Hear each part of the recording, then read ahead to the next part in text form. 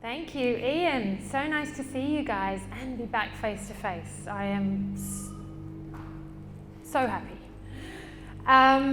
So some of you would have met Merrin on your way in, and you'll be hearing a lot more from Merrin. She helps coordinate the entire program, so a big wave to her if you didn't properly meet her. Yep, be nice to her, and she'll be nice back. I'll tell you why. She's just told you all to go get a drink. She's never done that ever. So we still have a 2-hour workshop ahead of us. Just be mindful, those of you sitting on beers and wines there, that is your only drink right now.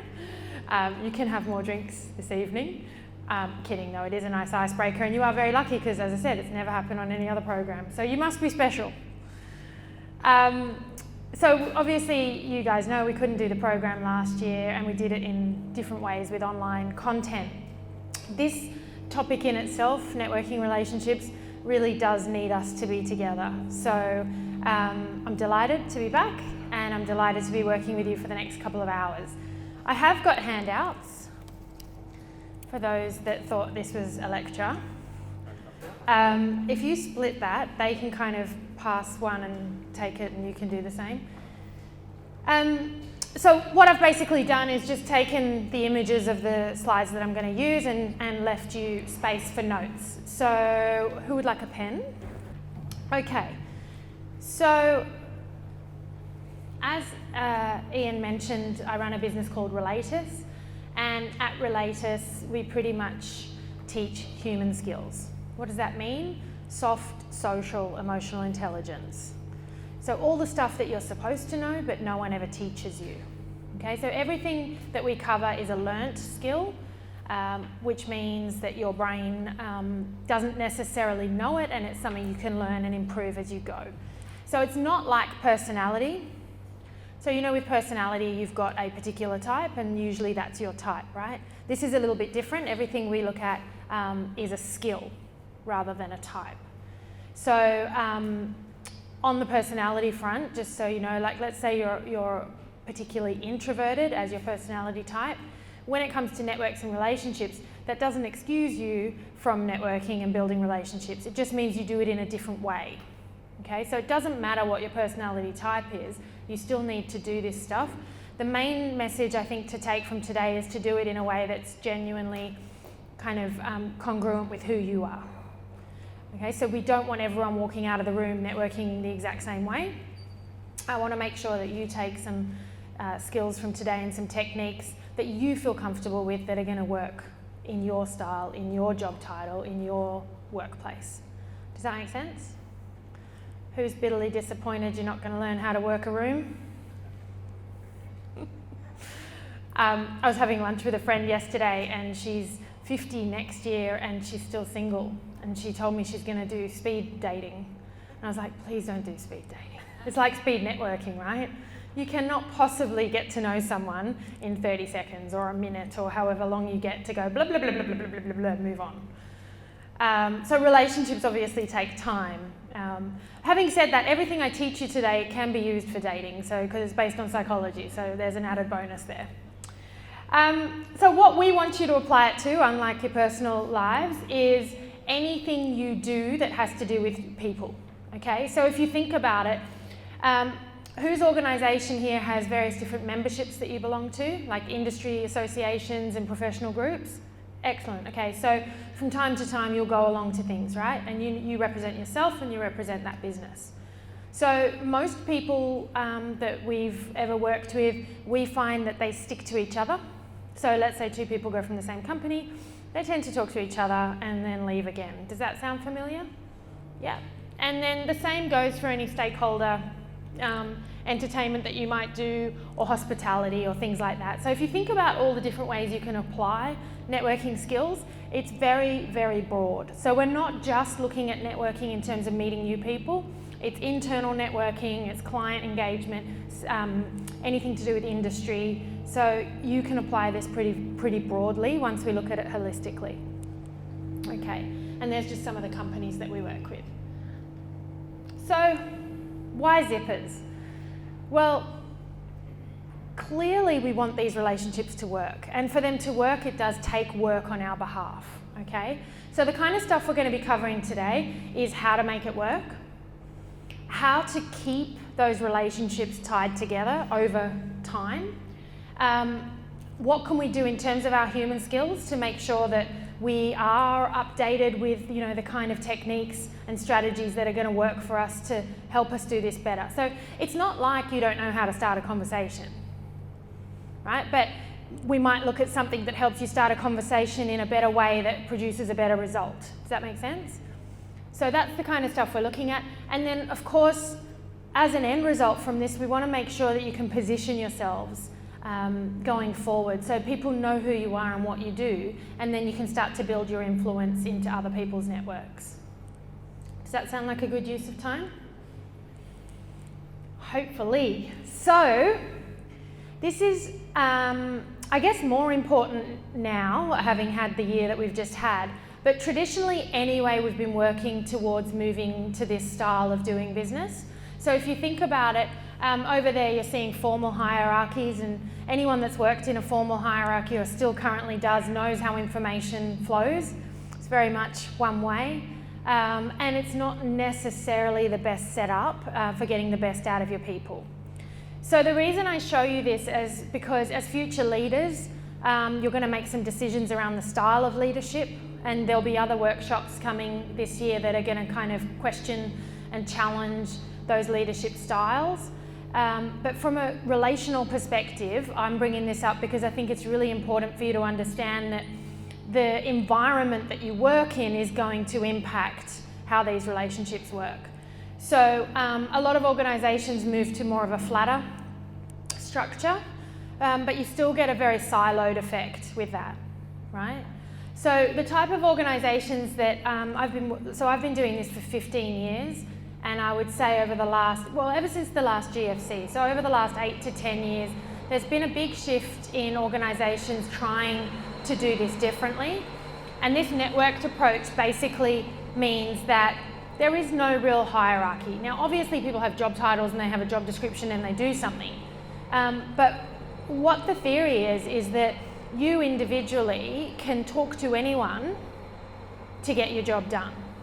Right? So if you need to go and meet with marketing, or you need to work with HR, or you need to go to logistics or supply, or whoever you need to work with, you don't have to go to your boss, and your boss doesn't have to go to their boss, and they don't have to wait 10 weeks to come back, and like in a hierarchical situation. You can develop the relationships that you need to tick off what you need to do. So it's very empowering. What else is it though? If imagine being a leader and you're allowing everyone just to develop their own networks and operate the way they want. Can be disruptive, okay? Shows trust. It totally shows trust. So not all leaders are ready for this, okay? And we've got a lot of existing leaders that are never, ever going to entertain this conversation. But there's proof after research after stat that can say that if you bring everyone up with you, then together, collectively, you will produce better results, right? So as a leader, we want to make sure that we're harnessing everyone's human capital and social capital, which I'll talk about a bit later. Okay, so you do have a few choices here in your leadership journey, and I guess it's our job to just inspire some ideas and make sure that you know what options you've got. So that said, has anyone here ever thought about their own network? Like really thought about, who am I connected to? Who did I go to uni with? Who did I work at that last job with? Like, who's ever just sat there and gone, wonder who my network is? Some of you? Has anyone ever mapped their network? Put pen to paper and gone, this is my world? Do you know, most people go through their entire careers never thinking about the network that supports them or could support them. So, if that's the case, what could happen? So if you never ever think about those relationships or consciously harness them, you will not get as much value out of that network. Okay? Now remember, everything's two-way. But you don't want to look back in 10, 20 years and go, oh, God, I wish I stayed in touch with that awesome person from HunterNet, who's now the CEO of something really big, but I haven't spoken to them for so long. And we don't have numbers on this, do we, Ian? But we know over the years that people that have done this program have gone on to not only bid together on like millions of dollars worth of work, but I think if we tried to add up the relationships in terms of net value of that people have brought to each other of having met here, it would blow your mind, don't you think? Like the amount of, and it's not why you do it, but at the end of the day, we like to work with people we like and trust. So if you've got a really solid network that supports you, you're only going to benefit from that, and so are the people in it. So what we know now is that, as I said, a lot of, I guess, money is spent on hospitality, memberships, industry associations. Even, you know, you guys attending this program, your companies have sponsored you to be here. But what we're not looking at is the quality of the outcome of the relationships that we want. So if we can start thinking that way, we're in a very good position to have this amazing network. And the good news is the network goes with you. They're your relationships, right? You own it. So it actually also makes you way more employable in future. Now, again, going back, you didn't used to see this, but now you see ads and it literally says, bring your network of contacts with you. Because everyone knows that the relationships belong to the individual. Any questions or comments?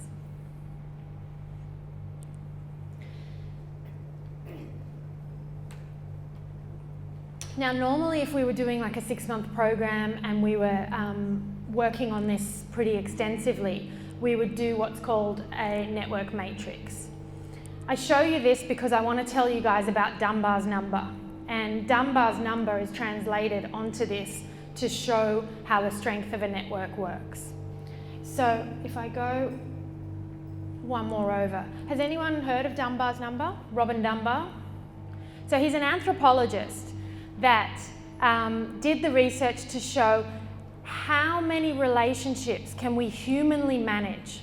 Because if you think about it, look at all the technology we've got nowadays. Look at LinkedIn and Facebook and all these tools that we've got. You know, I don't know about you, but people seem to have thousands upon thousands of friends. He actually started this research pre a lot of social media, and then people tried to challenge him, and no one's been able to disprove his theories. Why? Because it's based on the brain, and our brains haven't changed. So his research shows that we can humanly manage 150 relationships at one time. Now that doesn't mean that's all you know. So I'll tell you how the circles work. You've got your core group of 5.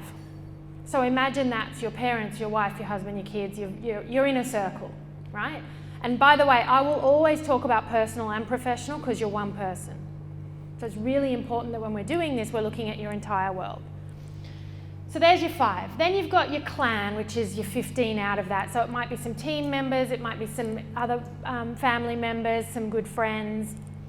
Then you're breaking out to 35. Okay, so if you think about the people you kind of interact with, definitely daily, but maybe, you know, up to weekly, you've got a good 35 people there that you're seeing quite often. Now, the people I've been working with since COVID are admitting to me that when they buckled down and when they went into kind of survival mode, basically they only focused on their inner circles. So what happened last year is our strong ties got stronger and our weak ties got weaker. Can anyone relate to that?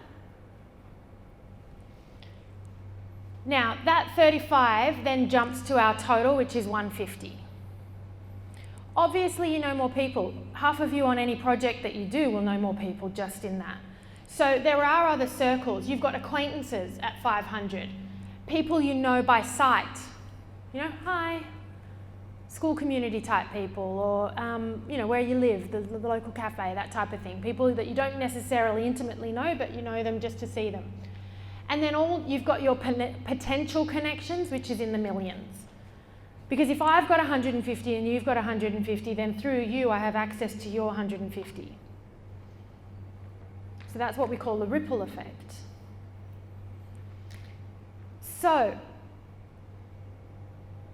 the best part about doing this is it gives you a manageable, and it doesn't have to be 150, by the way, it's just a benchmark, a manageable benchmark to proactively engage with and build relationships with. And this is where most of you can go, phew, I already have a network. This lady's not going to make me go to every single thing coming up and meet new people. And there's a reason for that, because in the Hunter region especially, everyone knows everyone anyway. Okay, and if you think about it, many, many years ago, there were two mathematicians that proved 6 degrees. They did that globally. So two guys, Duncan Watts, Stephen Stoggarts, proved that in the world, there are 6 degrees of separation. At the time, there were 6.9 billion people on the planet. So let's bring that down to our region. How many degrees of separation are we? It hasn't been proven, you can guess. Or make it up. What do you reckon? 3. Globally 6. Newcastle's 2, right? Through someone else, you can pretty much get to anyone. Now, I do some work with a group called the Leadership Think Tank, and I'm helping them build their community. My goal for them, and I can give you this same goal because you can definitely achieve this through your HunterNet group.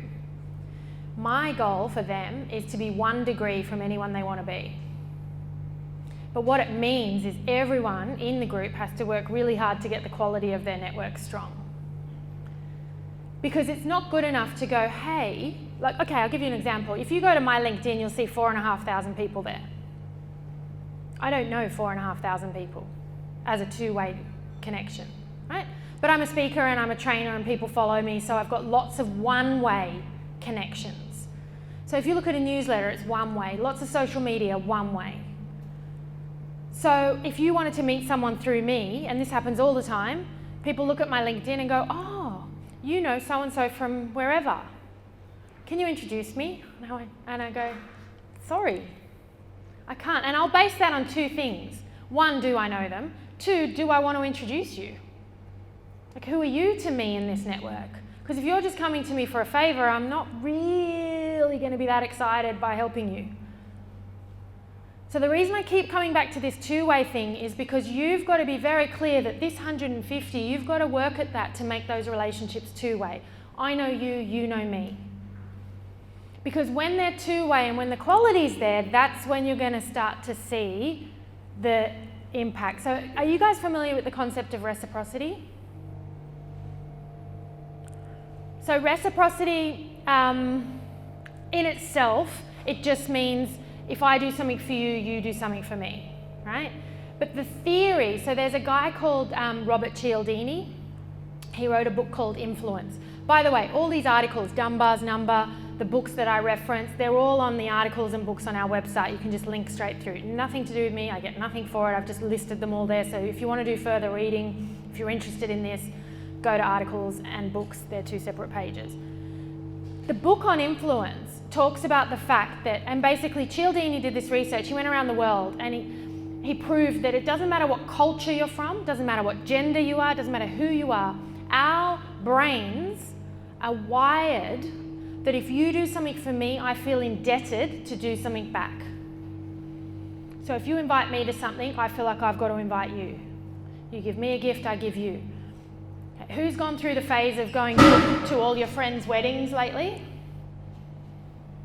Okay, now it's always an interesting one when your partner goes, how much, you know how everyone wants cash, how much should we give them? And then your other half goes, well, how much did they give us? Right? It's always the way. We're always basing things off that. Now, I'm not saying that's right, I'm just saying that's how we're wired. So I talk about giver's gain philosophy, which takes that to one step further, right? So giver's gain philosophy means I'll keep giving and not expect something in return, because I know that the more I give, the more that will come back without that expectation. But that takes a whole nother, I guess, level of operating. And I'll give you an example. So in here, I've got my uni friends, and I left uni over 20-something years ago. I am the only one that organises catch-ups. Okay, now if I was going off reciprocity and tit for tat, I'd be waiting for them. But I'm not, and I don't, because it's important to me. So I do it every time. And I'm happy to, because once we're together, everyone's grateful and it's all good. Okay, so this is where I'm saying challenge it a little bit, you know, don't just go off, I organised the last beer, I organised the last coffee, we invited them last. Keep doing it if it's important to you. Now, I'm going to get you guys to map this in a second. I'm very broadly going to help you, because if we do it by name, we need about 17 hours to sit down and do this properly. We don't have that. So what I want you guys to do, there is a spare page, like I literally did blank slides to give you a, yeah, that one. What page number is that? That's just the very next page. Very next page, see? Timed it and all. If you put yourself in the centre, it's literally like a mind map of relationships, right? So all I want you to do is just kind of do like a mind map tree of the categories of relationships. So I will help you. One of them might be friends and family, and that might go off that way. And under that, you can then subcategorize it, you know, your uni friends, your school friends, your sports club friends, anything like that. Community, I always include community. People always think that that's not as important.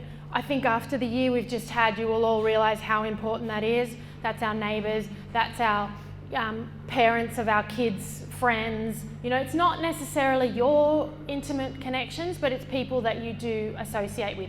Any charities that you support, church, all of that can sit in community. Professional contacts, so that's all your industry stuff. HunterNet sits in there, so any groups you belong to, any old colleagues that aren't necessarily in the friend category but you want to keep professionally, mentors, that type of thing.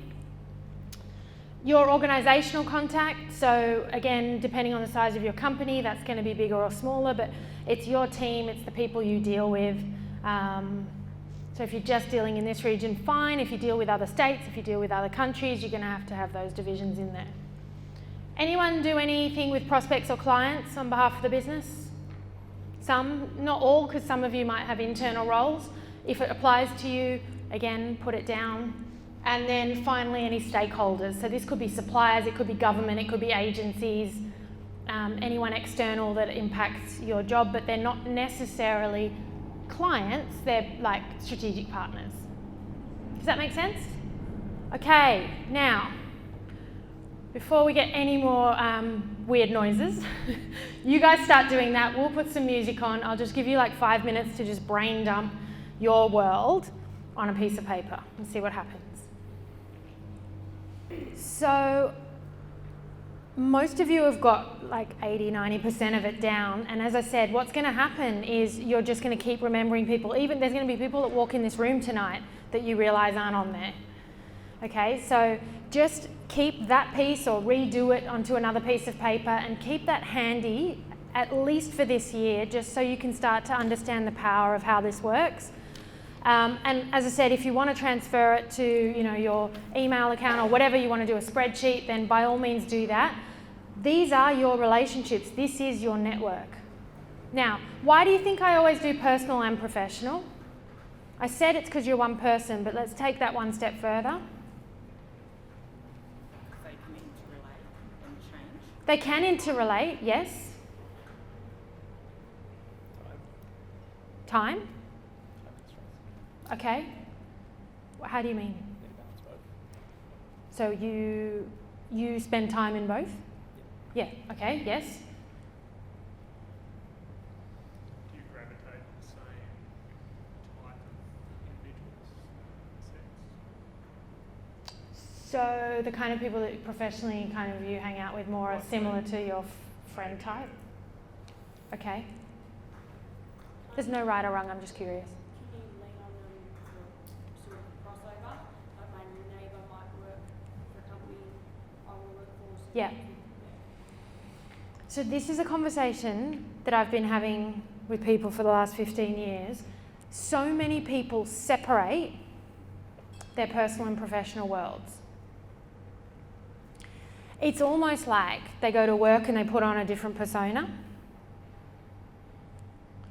I don't think you can do that personally and be healthy in the long run. I think it's really important that you are who you are and you maintain the relationships around you. So, for example, and I don't go selling at a barbecue, but if someone asks me who I am and what I do, I'm more than happy to tell them and explain it to them. Because at the end of the day, there are buyers and sellers everywhere. I mean, you just have to look around you to think, okay, so we're in a venue. The venue needs people, right? If you're looking for a venue, you ask someone, what venue would you recommend? And someone tells you. So there's a very big difference with selling and referring, recommending. So all the latest research is showing that selling does not work. You cannot sell. People don't want to be sold to. They don't want to accept phone calls anymore. In fact, they won't take cold calls. I think it takes 18 calls just to get through to someone if you're lucky enough to get through. No one likes the cold emails. But what they do like is the referral. And especially again in a region like this, you want to make sure that if your network is really strong and you can be recommending good people, then that's going to help the people that you're recommending it to.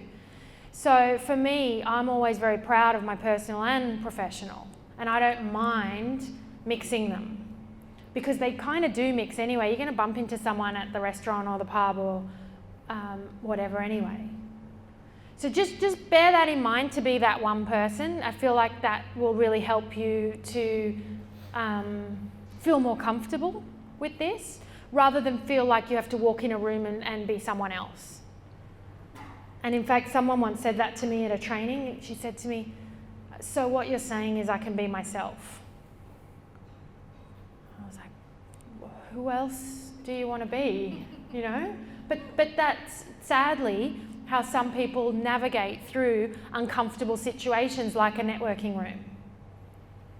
So there are ways you can be more comfortable, but never don't be yourself. Did that make sense? Hopefully. Okay, so keep that network going and take a moment to write down now or circle who jumped out at you then that you haven't been in touch with. And last year is a pretty good year to test this. So just, is there someone you need to prioritise from what you just did, and is there a gap you need to fill? Who do you need to prioritise? Well, my old colleagues. Yeah. Yeah, I just realized like when I post something on LinkedIn and then it suddenly appeared, but I haven't spoken to them for like years and years. Yeah. And I'm like, oh, okay. Well, some of them we're in the same industry and we can share like ideas and stuff like that. Great. So what are you going to do about it? Well, contact them. Great. Say hi. Yeah, don't ask them for a favour though. No. Yeah, just. So remember that the relationships, if you want to keep it, like old colleagues, you do it, right? Don't wait. I had a guy do this mapping activity, and he literally had that exact situation where he said he went to uni with someone who was now the CEO in this industry, and he just feels ashamed to be able to go up and say, hi, remember me? Because he feels like that moment's gone. And he really wishes he stayed in touch. So you have that choice. Now the problem is we get very project focused, we get very busy, we tend to kind of just, head down. That's always going to be there. So this has to become part of your rhythm, and you need to find time to do it. Otherwise 6 months will pass, 1 year will pass, 5 years will pass, 20 years will pass. Okay, so do find the time for that. So, and I won't go into the biology or the science of it, but we actually get happier when we help people. So we are pretty much wired to want to help people. And my observation is we actually, A, don't help people enough, and B, don't ask for help enough. But if you think about it, there's always someone in that network that, and it could be anything, a restaurant recommendation, a book, a doctor, a wine, whatever it is, tap into it. Like I've, since thinking about this very consciously, worked out who knows the best information in my network. So for restaurants, for example, I've got someone, she's in the film industry, and she knows all the coolest places. So if I need to take a client to lunch, I'm not going to sit on TripAdvisor for 3 days and try and work out. I'm going to ring her. It's one phone call and I know the next coolest place. So do you know what I mean? So you've got to actually think about it, but you've also got to think about how we can just do amazing things for people to stay memorable, stay top of mind. Okay, because all those like individual, really personalized things is what helps us stand out from other people. Okay, now those of you that do a little bit of business development or sales or marketing even, I just want to share with you one more change to the theories. So back in, I guess it was the 90s when CRM was really popularized. CRM means customer relationship management. In the last decade, we've seen a massive push towards customer centricity. And what these terms and what the whole idea is that we're putting the relationship into one person. So CRM, if I explain it like this, traditionally was that in your organization, you've got one person that manages the relationship with the person in the other organization. So have you seen this set up in your companies at all? Where there's like a relationship manager or an account manager or someone that's managing that relationship. Okay, so that's good. Let's talk about why it's good. Why is that useful? Single source, lots of information, key messaging. Let's talk about some of the risks to the business. Bottleneck. Yeah, total silo, like in those two people. The person leaves. Now, what's the biggest trend happening in companies? How long do people stay employed?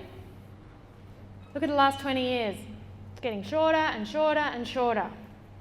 This is a massive risk to an organisation. You cannot put all your eggs in one basket and put a relationship in one person's hands. So the theory I want to tell you about today, and if you haven't heard of it, don't worry, I made it up, is NRM, which is Network Relationship Management. Now basically that's just turning it totally on its head. So when I work with organisations, one of the main things we do is we work out how can we thread them. So if you said to me, I've got 20 key clients and I want to focus on making those client relationships exceptional, more work from them, repeat work, etc. The first thing we'd do is look at the relationships and zip it. So this zipper effect is pretty much this. The CEOs need to know each other. The EAs to those CEOs need to know each other. The CFOs need to know each other. Every single job functions needs to know each other at their own level. Right? Marketing can help marketing at a professional level. It's not at a buying, selling level. So you're still in there and you're still doing your work with them. But the total kind of connections between the two organisations is so zipped up that it's not a risk to lose one person out of that mix. It's also better relationship-wise for both companies because they get to know each other better and actually their working relationship improves. So there's a lot of benefit there as well. But that takes a lot of work. So for example, there was a company that tried to break into the Australian market, a US-based company, and I worked with the sales team. And they were doing great. They were going out there, they were networking, they were getting proposals out, but they weren't getting the traction. And it turned out, and we started to question it, and I said, well, what groups does your CEO belong to? Where's your CEO networking? And they said, oh, no, she refuses. She won't go to anything. And I said, well, that's why your proposals aren't getting anywhere. Because if it's a major tender, which this was, it was a telco company, if it's a major tender, it's going to come down to who do we know? And I'm not even going to apologise for that because we all know that's how it works. So at some point, there's going to be a chink in there. So this company couldn't get past that initial point.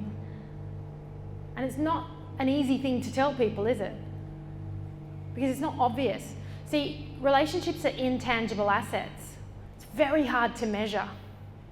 And it's very hard to prove this kind of stuff. But there is more and more research proving the value of networks, which I've been really pleased to see over time. So for example, Harvard and MIT proved that your individual networks directly improve profitability of a company. So that's kind of shifting in the right way. The other thing we're starting to see is what we talked about before with that ripple effect, is just how powerful a referral is.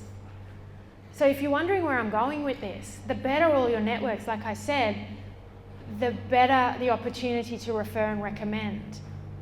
So I think the last bit of research I read, there was a Harvard Business Review. In fact, I just shared it on LinkedIn today. The research is a couple of years old.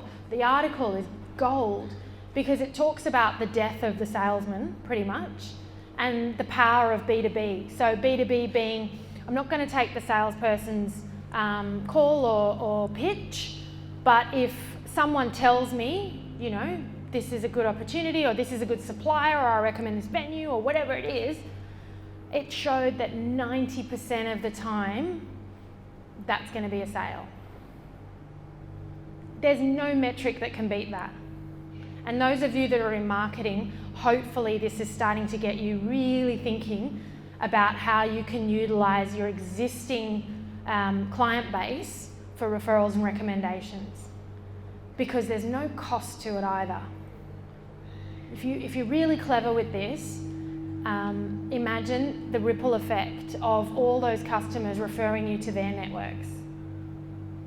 So I did it with a car sales yard, just a bunch of guys that they were just down a line like every other car sales, what are they called? Yards, whatever. Anyway, just like all the others. And they wanted a differentiator, and everyone was advertising and everyone's doing what they can to kind of get people through the door. This was a couple of years ago, and I was like, yeah, we could do that. Or you got 10 guys here, those 10 guys have 150 contacts. That's going up to 10,000 potential first degree relationships right there.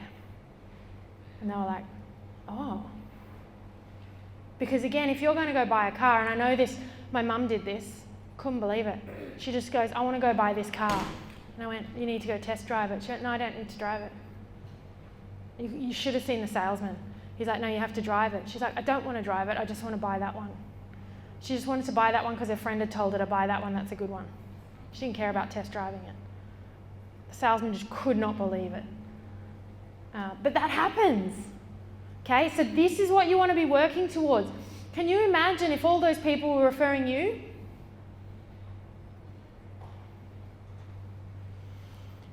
For this to happen, they have to know who you are and what you do.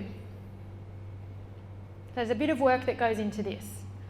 So when you come along to something like this, what's the first question people ask you?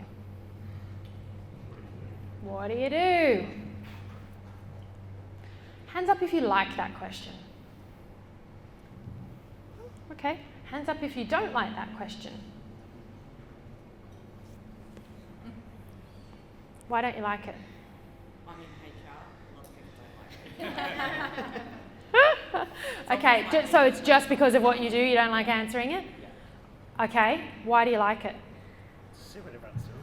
See what everyone's doing? So it comes out of a genuine, inquisitive... Yeah, So do you know what? That's actually good, because I feel like it started out like that. Yeah. It started out with a genuine, hey, what do you do? But it's just become so bad now that people go, Drew, hey, so what do you do? And the intent is now so bad that we all go, oh, shit, what do I do? Oh, I better say something really good here because this person might not want to talk to me after this. And so we come up with some just really kind of robotic thing, and then we feel all awkward, and then it goes a bit quiet, so then you go, what do you do? And they do the same, and then you go mute anyway. So I find the question really awkward. So you can probably tell I'm about to tell you not to ask the question. And the reason I'm going to do that is because I just think it makes people feel a little bit uncomfortable, unless you're pretty well versed in answering it. Now, because we can't go around the whole country and tell everyone not to ask the question, we are going to need to get better at answering it. Okay? And that starts with loving what we do. I love what I do. Do you? Because I don't care what people think. Okay, so here's the thing. So if you go all like, I don't want to say this, then I'm going to assume that you don't love what you do. So in this moment, when someone asks you what you do, I want you to think about what you absolutely love about what you do. Because it's very, very hard for the brain to retain any of the babble that comes out when most people answer that question. If you start using job titles or mission statement kind of answers, our brains just switch off. So don't bother with that, okay? So I'm going to put you guys a little bit on the spot. Tell me what you love. I love helping people get the most out of their positions or their jobs and perform the best they can for the business. So, hi, I'm Belinda. I'm from Amp Corp Group. Amp Control. I've only met 6 of you each time for the last 10 years, but okay. Amp Control. And I'm in HR. Do you head up a team? Are you... I look after business units, so I work with them on a strategic level to help them get the best out of their people. Okay. So I'm in the HR unit or division, and I work with our people to get the best out of them, and you said it better than me. Right? Is it memorable? Yes.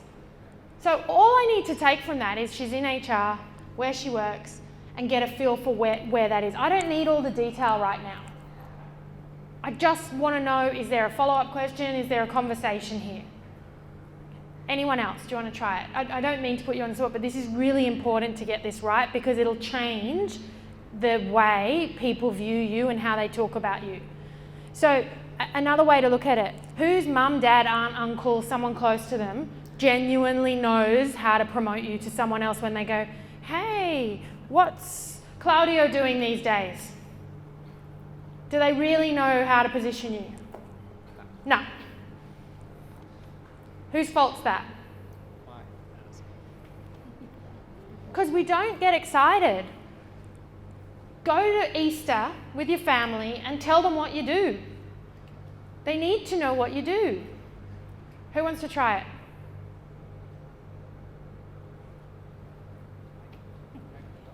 Yeah. So, well, I cannot go to my father there for a week. You can call them. Zoom, remember? So, do you know how all these companies are, transforming the way they work, and they need to analyze data to predict the future, hopefully to predict. So that is what I do. I just help my company with my team. We analyze supply chain, the cold chain, and that is what we solve with analytics. I love it. See, instead of giving me a job title, you've got something real there. And that makes sense to me because I don't know what you do. But at least I understood that, right? Okay, this is so good. So I'm not going to keep putting you on the spot, but there's a reason that I'm asking for volunteers. I told you I'd help you with your influence. You've got a 1-year program coming up. If you're asked to ask questions or if you're asked to volunteer, please take up these opportunities. What's the difference now? Now we know who Claudio is and what he does. There's 20-something more people here that we won't remember that. So I know it's hard and it's challenging, but it's really good for you to ask questions or to take those opportunities because people will get to know you over time. Okay, we'll all know Belinda now. Andrew. I do teach names, by the way. You wouldn't believe it right now, would you? So the whole thing with names, just quickly, you don't have to know everyone's name that you ever meet. You only need that 150 that's in your network. That whole names thing, there's a lot of pressure on that. Okay? If you're meeting people in a networking environment, it is not your job to remember the whole room. Our brains aren't wired like that, and depending on how your brain is wired, you also have to kind of register the information that way. So if someone's once told you that you repeat it 10 million times and it doesn't work for you, that's probably because you're not auditory. So there's a lot that you're going to read that doesn't work for you. Don't be disheartened. It just means that that's not you. Okay. So,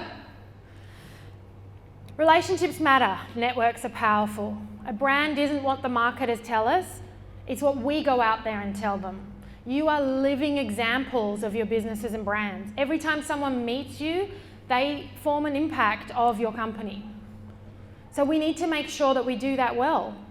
So homework for you guys is to go away and think about how you position yourself when people ask you who you are. And you can practice it with me tonight. I'm staying for the function. If you want to come up and run it by me and we can brainstorm it, I'm willing to do that.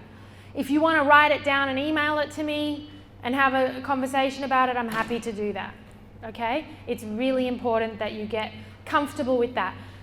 You can have a couple of examples. You can have the barbecue example. Like I work with guys out at Rio Tinto in Perth that basically have barbecues all the time. Like there's no corporate events.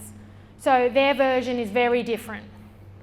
And that's okay. So you can have the barbecue example and make sure, just like Claudio did, that it's you know how, what I find, what I love, like it's got to be conversational language, exactly how you used it, because the brain's listening.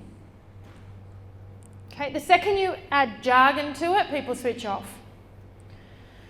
Okay, so that brings us to who's promoting you.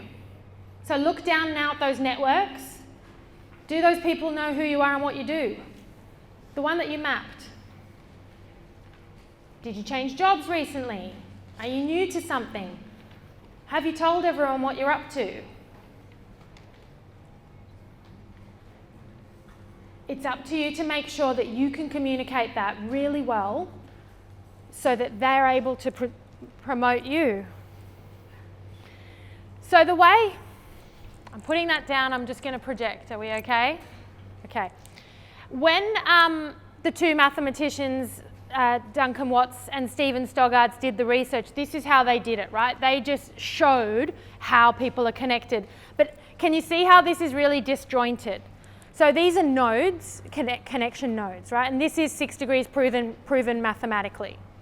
So what it meant was, and the way that they did the experiment is I had a parcel and I had to get it to someone in Boston. So I had to work out who my next point was. So all those 6 people didn't have to be connected. It was just knowing the next person to send it to, and then it was up to them to send it to someone in their network. And that's how they proved the 6. They did it time and time and time again and found the average.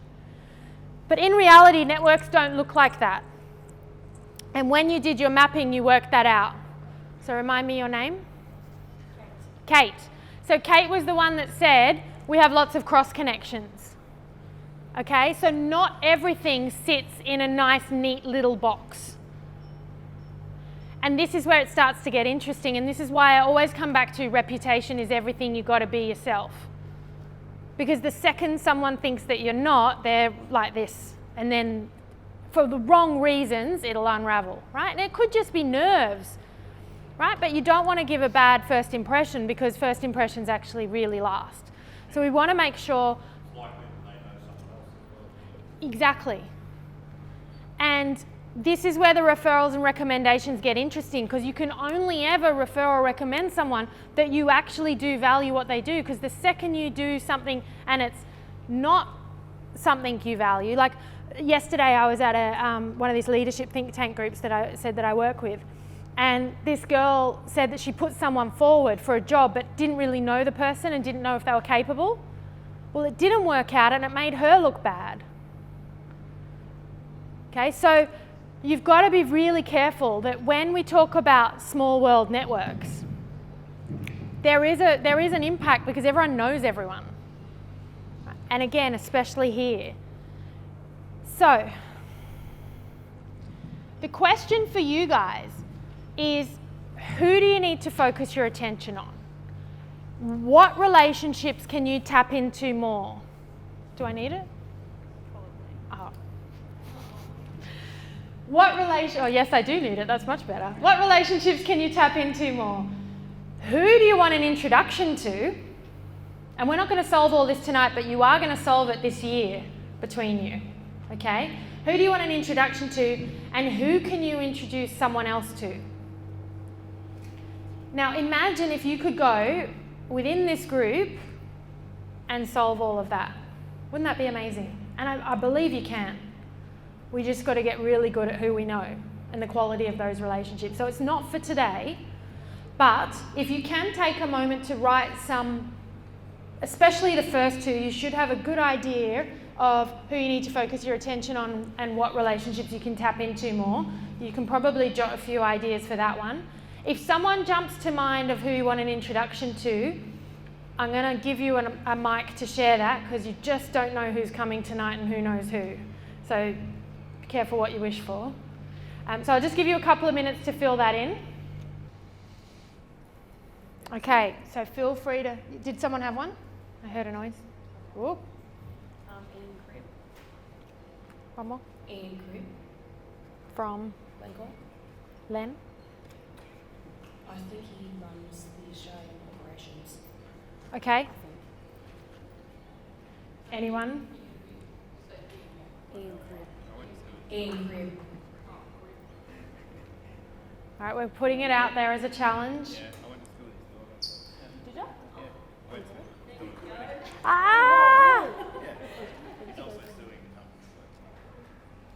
So it might not be a friendly contact, but it's a contact. So there's ways to unpick that. So pre-COVID, I would always say to people, if there's someone you want to meet, you need to find out where they're going to be and get there. So if it's someone senior, then you know that they're going to be on a conference panel, at some kind of speaking gig, presenting something, right? And your job is just to get a ticket and get there. And then you're face to face. So it is actually very easy to have access to people. They'll never pick up your phone call, they'll never return an email, but you can actually get in front of pretty much everyone in this country, physically. So I'm a big believer on face-to-face networking, because it's going to give you those couple of minutes of uninterrupted conversation. Now, a little tip. When do you go up to someone that's speaking? So let's say you're at an event, like now, right? And you wanted to meet me, thank you. When's the best time to speak to me? After? Before, why? There'll be a lot more interest in you probably after the Exactly. If you come up to me before, as a speaker, I'm always early, right? I was here with Merrin, I set up, I'm getting ready, and then I'm waiting. I have all the time in the world before. Especially if I know what I'm doing. If it's a nervous speaker and they don't know what they're talking about, then don't go near them because they're freaking out. But someone like me who is really happy to just chat, then, and most people are of a like professional speaking level, you've got uninterrupted access to them before they speak. Now, there are a couple of good things are going to happen. Because they want to connect with the audience, they're going to talk about you when they start talking. So amazingly, you're going to get influence in that room like that. So that's another good thing. Afterwards, absolutely you can try, but usually there's a line of people wanting to talk to them. That won't happen to me tonight because this is different.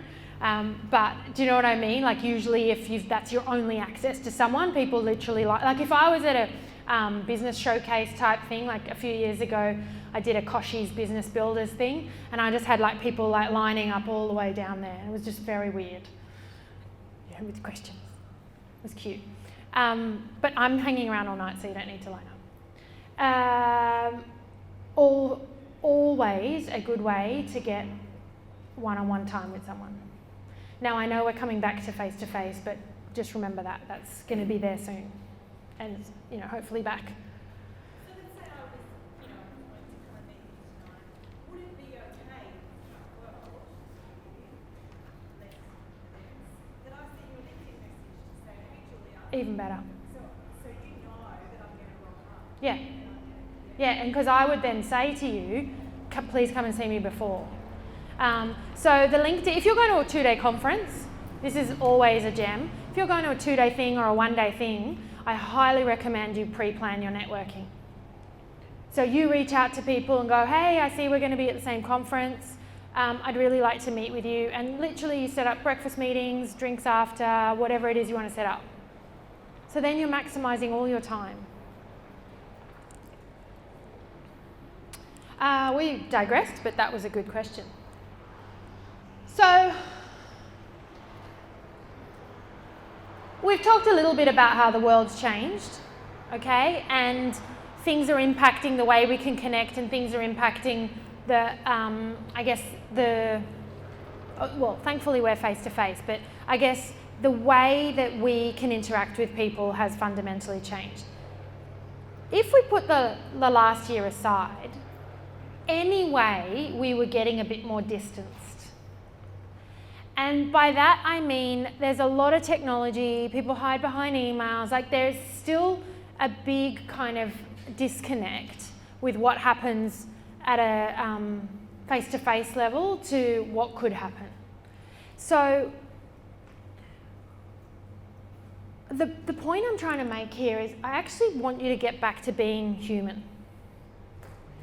Because at the end of the day, we are wired to connect, and we have energetic connections, and we have all sorts of stuff that happens when we meet people.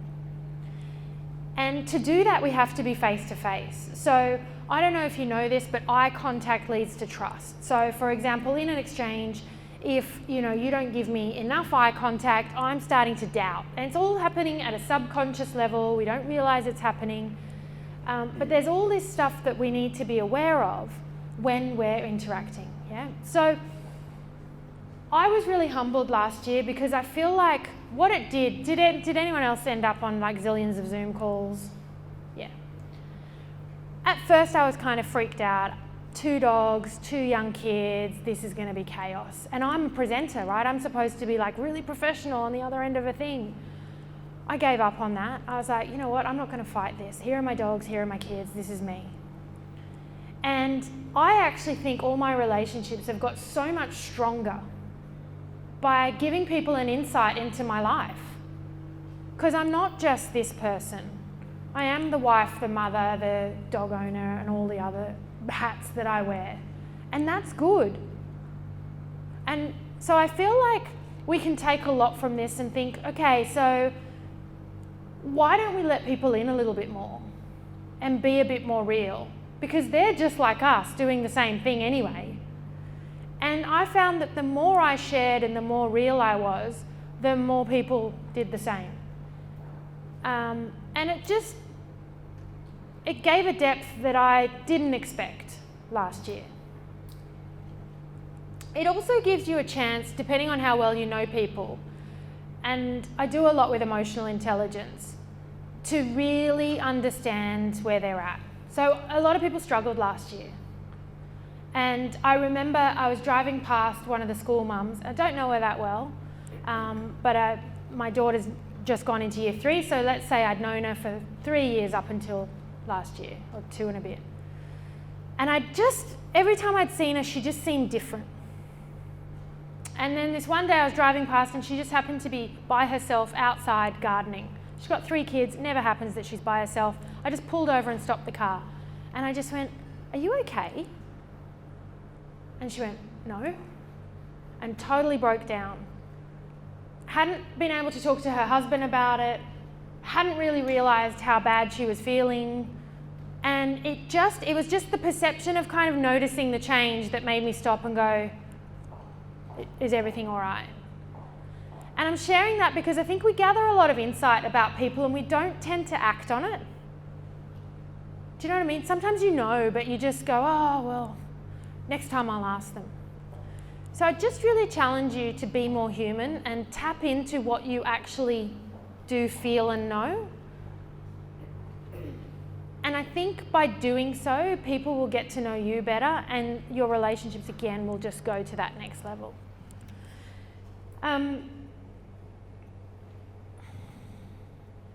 You can read that on your own, but I just feel like if we really leverage those soft skills, those social skills, those emotional intelligence skills that we have, There's, actually I'll share the research with you. I don't know if you've seen this. Deloitte produces various different papers, and the year before last, they came out with this one. So the actual paper, if you go looking for it, is Why the Future of Work is Human. You can't imagine my excitement when they produced this. I've been trying to prove this for so long. Do you know when I started teaching networking, HR people told me that this isn't something you teach? People either know it or they don't. I was like, no, it's a learnt skill, just like every other skill. This amazing piece of research, and it's a pretty big paper, talks about the fact that the skills that we need in the future are not the skills we have today. So it talks about hands, head, heart. Skills of the hands. So a lot of the labouring type stuff, a lot of that can be replaced. You know, if we think about AI and automation and what's changing, a lot of the hand stuff can go. The head stuff, a lot of that's changing and being replaced, and we don't really need as much. What the report talks about is skills of the heart. Connection, collaboration, communication, problem solving. Nothing's going to take that. No AI, hopefully, can replace that. So if you want to be the best leader you can be, you got to tap into skills of the heart. And I feel like innately we have it all, we just don't use it. But if you do want to learn it more, then yes, you can. They're all learnt skills. If you can't find it, let me know. I can email it to you. I've got a PDF copy too. So if we need to connect and collaborate, let's finish off by talking about how we can demonstrate these skills. And I'm not going to get you to talk back to me. I'm going to get you just to form a little circle and put everything that we've talked about together. And I want to understand, how can you demonstrate these relational skills? Because we know you've got the technical skills. So most people get to where they're at because of their human capital, right? And so your human capital is your individual competencies. So the skills, your expertise, time in a job, that kind of thing. What makes you a great leader is your social capital. So these relational competencies. So I'm just keen to understand, how effective are you at demonstrating it, and what could we, I guess, take from today to be more effective? And if you can just make a little promise with the people around you or a little plan, that would be great. I'll give you a couple of minutes on that. Okay.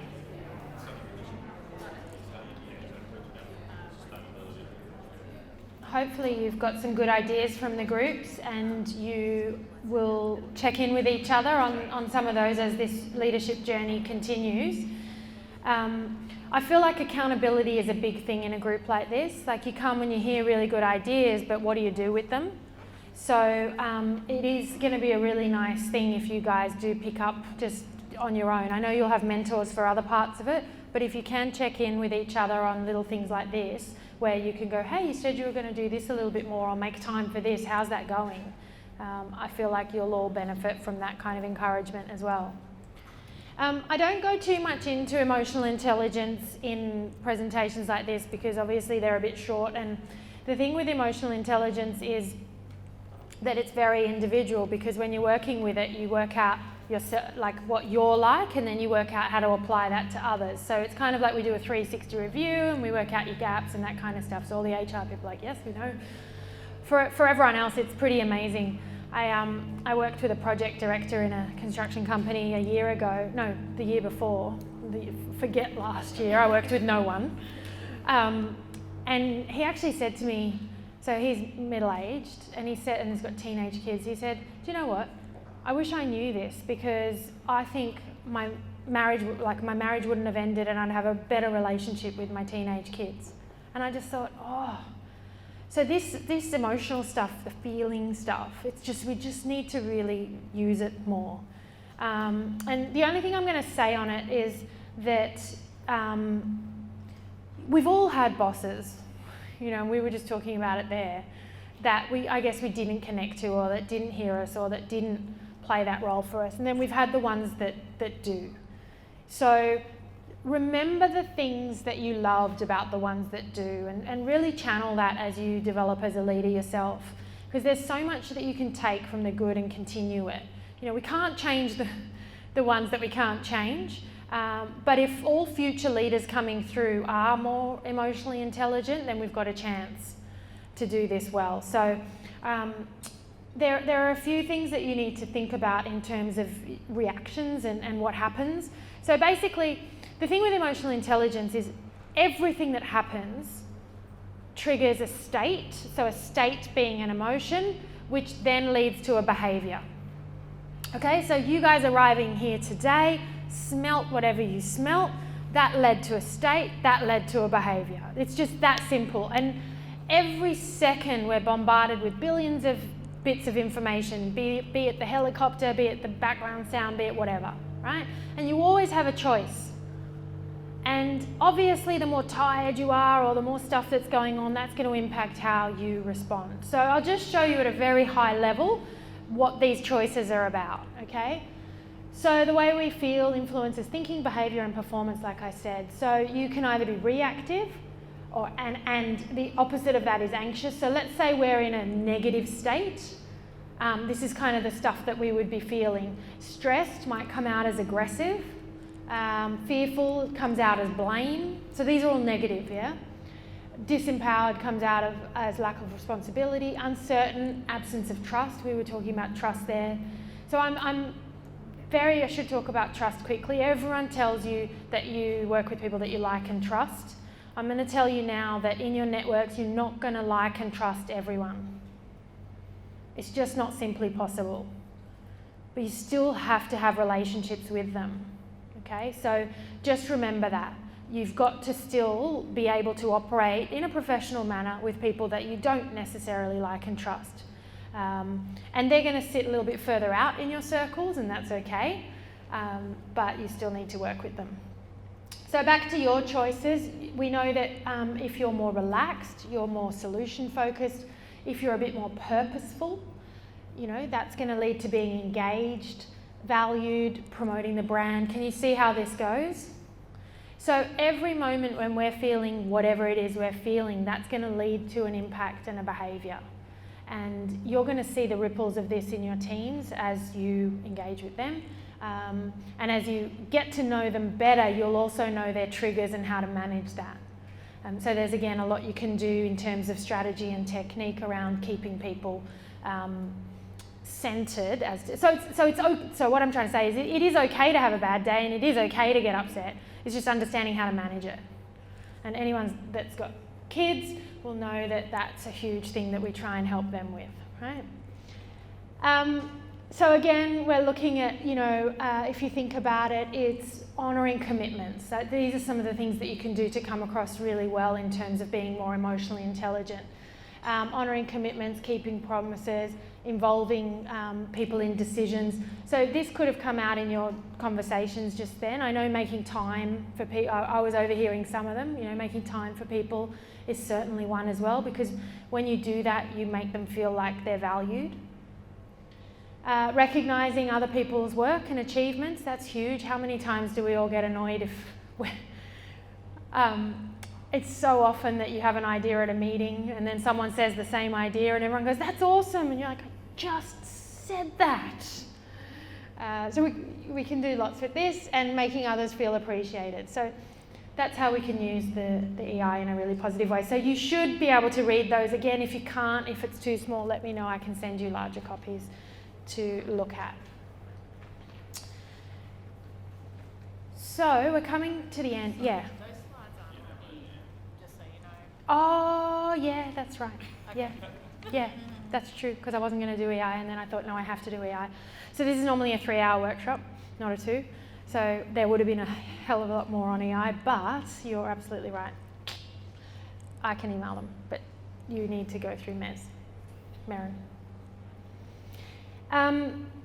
So when we started to talk about zipping up, and I used the reference of networks and relationships, but hopefully it's become really clear that it all comes down to who you are and how you're feeling and then how you're portraying that to others. And again, the more comfortable we get with this, the easier that is.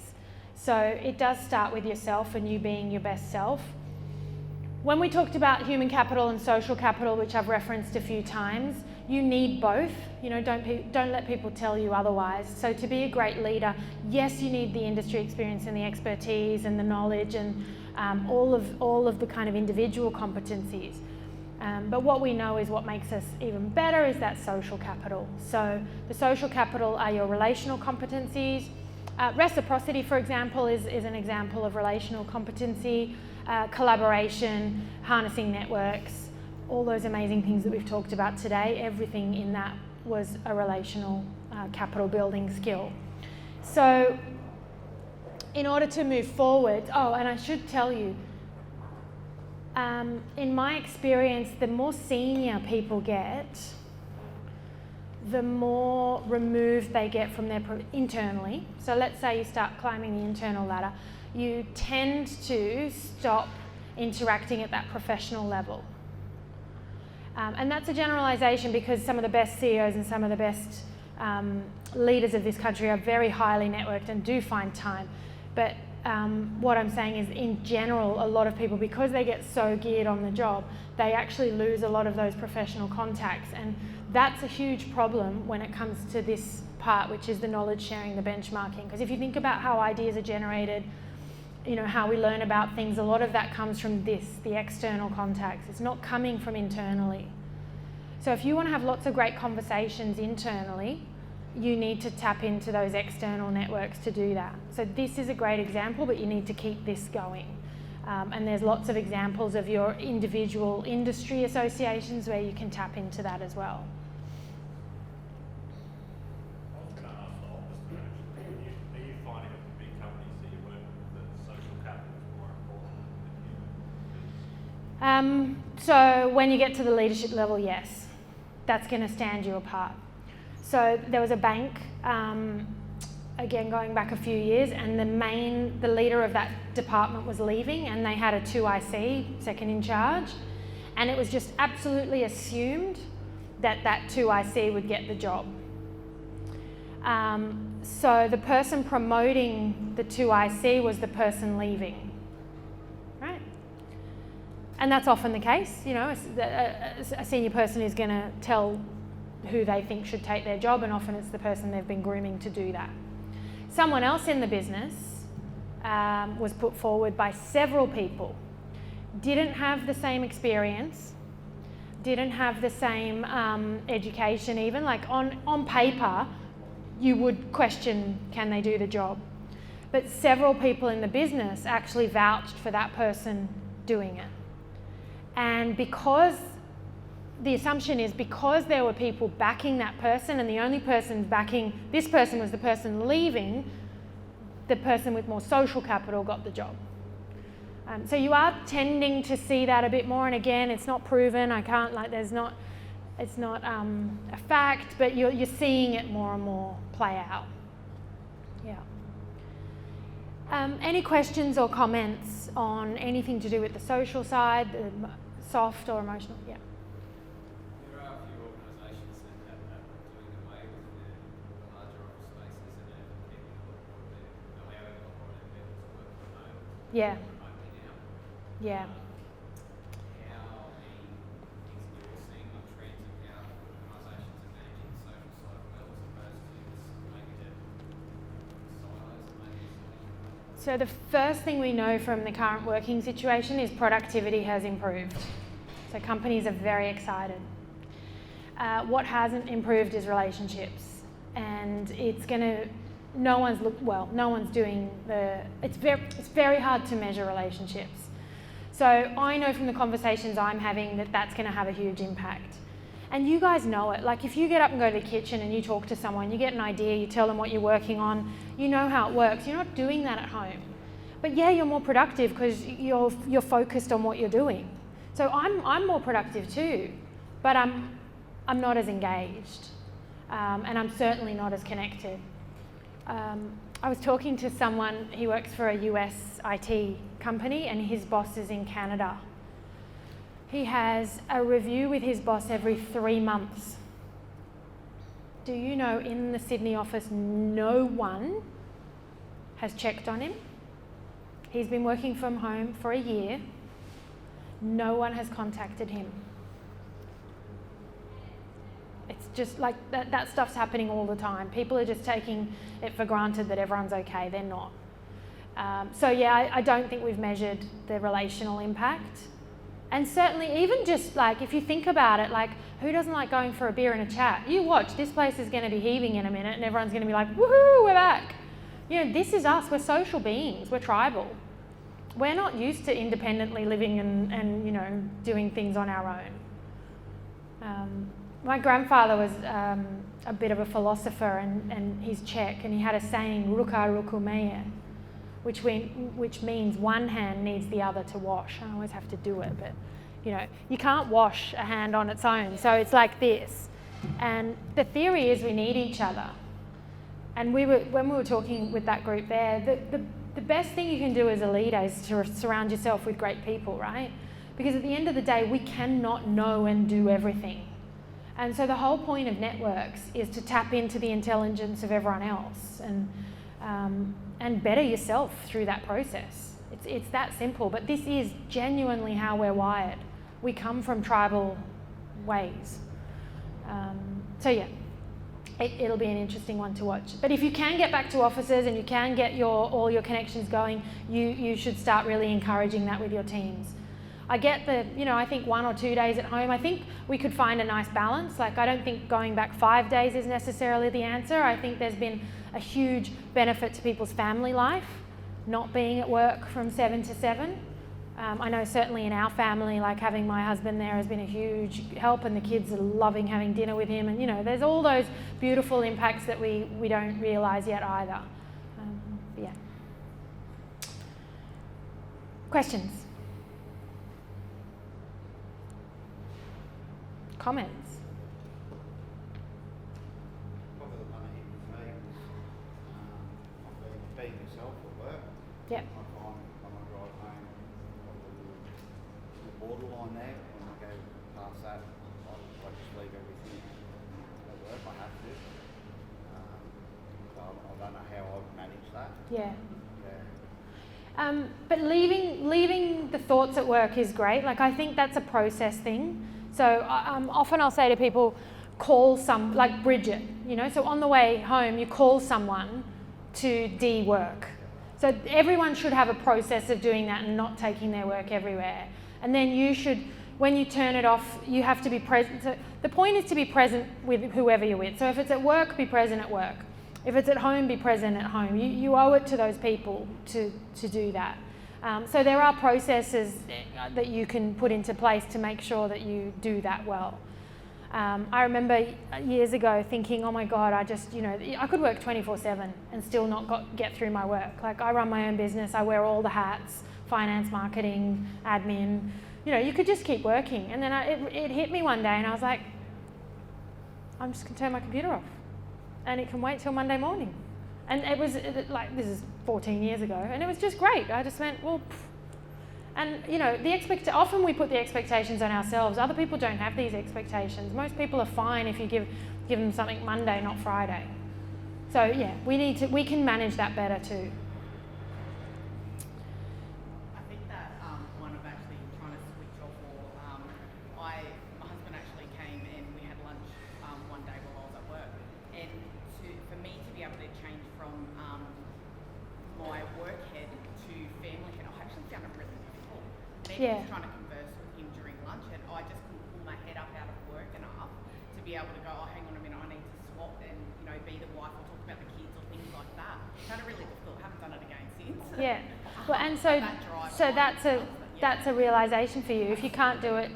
So compartmentalizing things is very good. So with emotional intelligence, we talk a lot about being in the state for the behavior that you want. So for example, on a Monday, right, most people are a little bit, by the way, I don't know if you know this, but there's more heart attacks 9 a.m. on Monday than any other hour of the week. Why is that? You know, most team meetings are Monday morning, so please change the time of your team meeting. But the point is, you've got to be in the state of the work that you're doing. So we call it mood task match. And so like on a Monday, I'm not that friendly. you know, and I'm not that people focused, and I'm just, you know, I'm getting past the weekend, I'm a bit tired. So I tend to, in my diary, chunk a lot of admin and no people contact on a Monday. And I get it all done. And then Tuesday, Wednesday, Thursday, very people focused. Friday, very social focused. Any coffees, any lunches, and anytime you want to catch up with me, it's a Friday. Because I've done all my work and I'm feeling like that's my relationship time. Now you might be different, but you've got to work out, you know, some of us are better in the morning, productivity-wise and chatting-wise. Some of us are better some people say 4 o'clock is their, like, you know, most productive moment. So whatever it is for you, chunk your diary around it and work with it. Like, that is your rhythm. Someone else can't tell you that. You've got to work that out. And you'll feel happier for it, because then you're working in the states that you need to be in. States being behavioural states.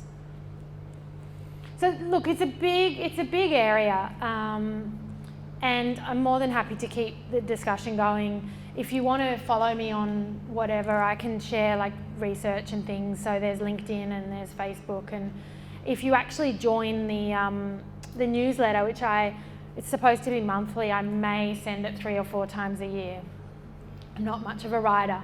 I'm more of a talker, as you can probably tell. Having said that though, when I do send it, it'll be a thought piece, and then there'll be various quotes and facts and stuff like that. So feel free to join that as well, and you'll see more of me. I like to come to alumni events, and I want to come to your awards ceremony, so I'm part of this journey with you. And if you think of anything else that I can help you with this year, please reach out and let me know. But meanwhile, we should have some socialising soon. Who wants to wrap up? Ian.